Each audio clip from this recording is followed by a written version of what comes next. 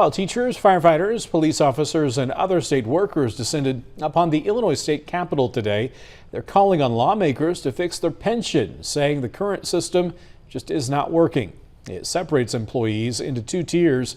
Employees hired before 2011 are in Tier 1, and anyone hired after that is a Tier 2 employee, and they have to wait longer to get their full pensions in Tier 2. Tier 2 is a tiered system for retirement. Tier 1 had more reasonable benefits for retirement. Tier 2 had been chopped and chopped and chopped to the point where it's not even a realistic retirement anymore.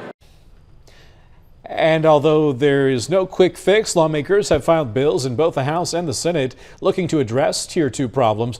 If passed, it would bring the final average salary pension calculation in line with Tier 1 and align retirement ages and more.